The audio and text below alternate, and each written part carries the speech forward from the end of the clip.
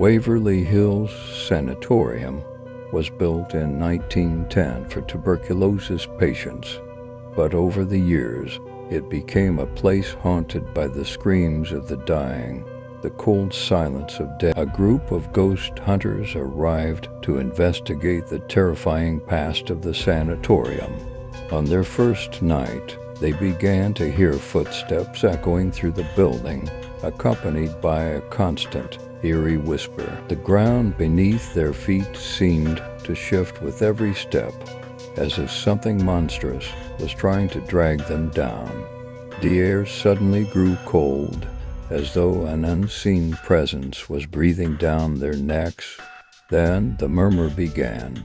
It was somewhere between a human voice and the growl of a beast, deep and horrifying. One of the group, with trembling hands, opened an old door. It creaked as it swung open, and from within a shadow seeped out. The room appeared empty, but the air was thick with the sensation that something unseen was watching them. Then a voice cut through the silence.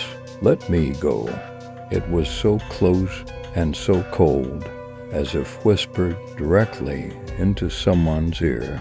Suddenly, doors began slamming one by one.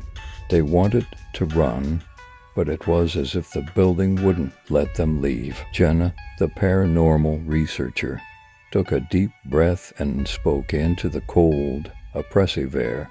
"There's something here. It's alone. We need to communicate with it." But her words did little to calm the group's fear. Still, at Jenna's insistence, they decided to hold a seance, though none of them were prepared for what would follow. On the third night, they activated an old, cursed communication device. At first, only static filled the air, but soon a presence appeared on the screen. One of the group squinted, trying to make sense of it. What is that?" And just then the static cut out, and a single word flashed across the screen. "Help." Then the screen went black. Silence fell, but it was more terrifying than any noise. The silence was broken only by the slow, dreadful sound of footsteps approaching.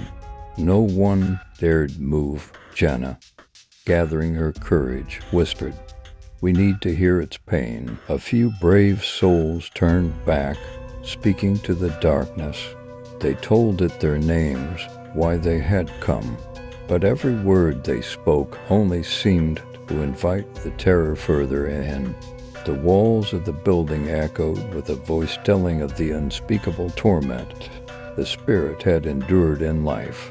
It was the voice of someone trapped in a darkness so deep they could never escape. As the spirit shared its endless agony, the building itself seemed to tremble as if it were alive. But as that pain was released into the air, the overwhelming darkness slowly began to lift. Finally, the suffocating, icy atmosphere of Waverly Hills seemed to ease. But no one could be sure if true peace had been found. Perhaps the spirit was only silent for the moment, waiting. After their visit, the group laughed with a strange, haunting realization. Waverly Hills wasn't just a place for lost souls, it was an echo of eternal suffering. And they had witnessed the agony, perhaps carrying a piece of that darkness with them without even knowing it.